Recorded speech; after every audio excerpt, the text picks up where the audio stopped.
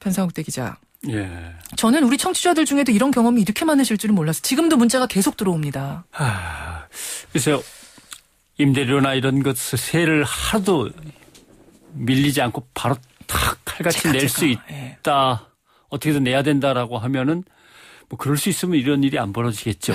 그러니까 이제 사채를 어쩔 수 없이 쓴다거나 묻지마 대출을 갖다 급히 받는다거나 하면 그게 또 이제 빌미가 돼가지고 더 수렁텅이로 그런 수렁으로도 빠지게 되는데 이럴 때를 위해서 중소자영업자들을 위해서 영세 자영업자들을 위해서 비상시에 긴급대출 제도라든가 이런 것들이 좀 확대될 필요가 있는 거고요. 그리고 긴급대출하기 전에요. 이 법의 맹점이 너무 많습니다. 그렇죠. 세입자들에게 너무나도 불리한 법들. 이 허점부터 제거가 돼야죠. 그런 것들은 이제 다 빨리 구조적으로 고쳐야 되겠죠. 그러니까 정의로운 사회가 중요한 게 아니고 그걸 넘어서야 됩니다. 의로운 사회는 법을 넘어서 인간을 갖다 먼저 살피는 그런 사회가 돼야 되는데 걱정이네요. 이게 자본주의의 이제 맹점인 거죠. 그리고 뭐 가게 하시는 분들뿐만 아니라 전세 사는 분들도 얼마나 이런 일 많이 당합니까? 그렇습니다. 예. 입법하시는 분들이 챙겨주십시오. 기자 수첩 넘어갑니다. 뭐 가지고 오셨어요? 한미 유기 가공식품 상호 동등성 협정이라는 게 4월부터 진행이 됩니다. 이름이 어렵네요. 예. 이와 관련해서 오늘 오후에는 먹을 권리를 위한 시민 모임이 열립니다. 여기서는 유기 가공식품의 경쟁력과 한국과 미국 두 나라 정부 간의 협상 문제를 토론합니다. 이 농민단체 소비자 단체들이 이 모임을 하면서 내건 구호는 정부는 한국인의 먹을 권리를 위해서 맞서라 이렇게 돼 있습니다. 네, 그러니까 오늘 쉽게 말해서 유기농 제품 얘기하시는 거예요? 뭐 그 비슷한 거라고 생각하시면 됩니다. 네. 그 뭐 우리가 불리하거나 불평등해진다는 그런 걱정이 지금 그쪽 분야에 있나 보죠? 그렇습니다. 한미 쇠고기 협상하고 비슷한 거죠. 미국 기준상으로는 미국 쇠고기가 안전하니까 어서들 사 먹으라라고 밀어붙이지 않습니까? 유기농, 유기 가공 먹거리에 대해서도 미국식 기준을 강요하고 싶은 게 이제 미국의 속내죠. 지금 미국을 비롯한 아시아 태평양 국가들은 미국이 주도해서 환태평양 경제 동반자 협정이라는 걸 맺으려고 하고 있습니다. TPP 아니에요? 그게. 그렇습니다. 예.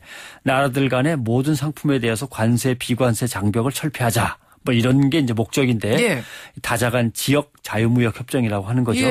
우리도 여기에 뭐 들어가긴 들어가야 되는 거죠. 할 수 없이. 그렇죠. 근데 뜬금없이 미국은 여기 들어오려면 한미 유기 가공식품 상호 동등성 협정이 먼저 처리가 돼야 된다. 이걸 선결 과제로 들고 나왔습니다. 아무 관계가 없는 건데. 어려워요. 좀 차근차근히 풀죠. 상호 동등성 협약이란 게 어떤 의미인가요?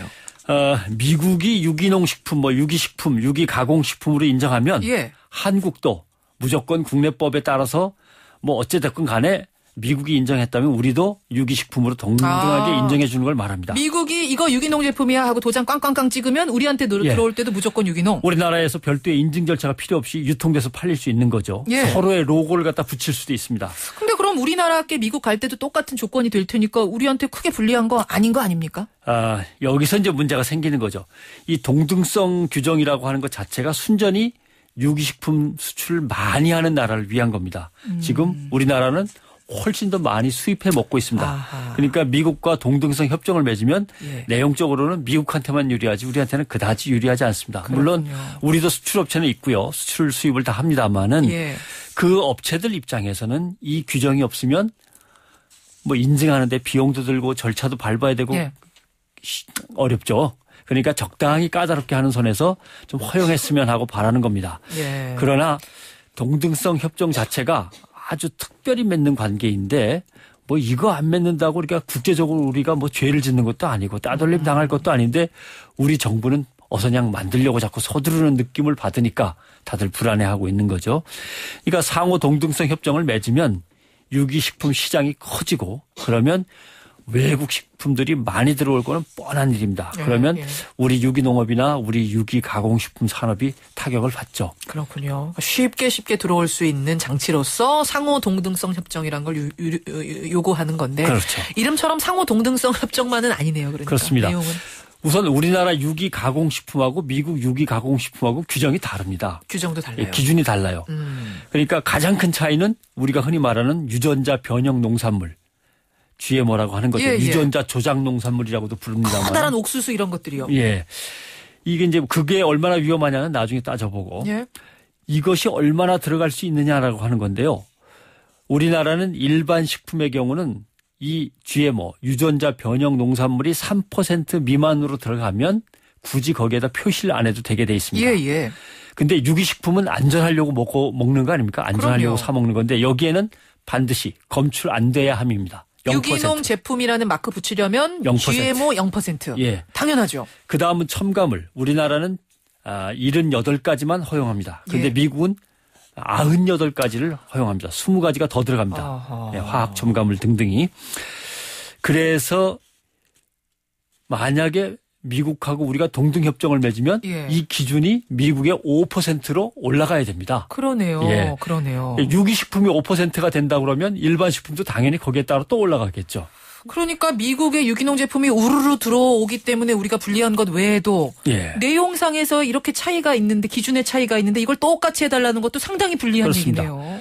미국의 유기농 유기 가공식품의 건강성 수준은 우리나라에 크게 못 미칩니다. 사실 제일 위험한 나라가 미국이죠. 근데 우리나라의 식품 건강 기준을 거기에 맞춰달라라고 하는 거죠. 그러니까 이름처럼 상호 동등성 협정은 아닙니다. 아니네요. 광활한 땅에 거대한 축산 공장, 유전자 조작 기술, 첨단 화학 물질로 무장한 미국입니다. 그런데 거기에 맞춰서 시장을 하향 평준화하면은 이거는 상호 동등이 아니고 불평등을 조장하는 게 되고. 이거는 뭐 농가도 문제지만 그렇습니다. 소비자 입장에서도 큰 문제네요. 그런데 이걸 또 다른 외교 협약과 묶어가지고 이거 안 하면 이거 안 받아줄 거야라고 하면 이거는 좀 변칙적이긴 하지만 내정 간섭이나 마찬가지가 되는 거죠. 그렇죠. 예. 여기서 한 가지만 분명히 마지막으로 말씀드리면 예. 유기 가공식품이 어떤 의미를 갖는지 명확히 할 필요가 있습니다. 우리나라 농수축산시장은 계속해서 개방되고 있습니다. 우리나라 농업은 기업농이 아닙니다. 주로 가족들이 하는 가족농이지 그렇죠. 않습니까? 전체 농가의 90% 이상이 가족농인데 예. 신토부리, 깨끗하고 신선한 먹거리, 친환경 유기농, 유기 가공식품은 우리나라의 가족농 형태로서는 경쟁력을 유지할 수 있는 마지막 보루입니다. 물론입니다. 예. 외국의 기업농에 맞설 수 있는 유일한 보루인데 이걸 허물어 버리려고 하는 것은 안 되는 거죠. 더불어 국민들이 깨끗한 먹거리를 사서 먹을 수 있는 그 토대도 같이 무너진다라고 하는 걸 말씀드리고 싶습니다. 별거 아닌 일이라고 넘겼다가는 큰일 나겠는데요. 듣고 보니까. 오늘 유기농 가공식품 얘기했으니까 제가 그냥 보너스로 한 가지만 프로모션 하겠습니다. 뭔가요? 지리산에서 제 친구가 딸기로 유기농 딸기잼을 만들었는데 예. 제가 카톡에 올렸더니 사람들이 그거 저도 같이 먹으면 안 되나요? 많이 얘기하셨는데 오늘 김현정의 뉴스쇼 응원 문자 빨리 보내시는 분들, 멋지게 보내시는 분들 예, 세 분을 골라서 유기농 딸기잼을 제가 바로 공수해 드리겠습니다. 고맙습니다. 변상욱 대기자 수고하셨습니다. 고맙습니다.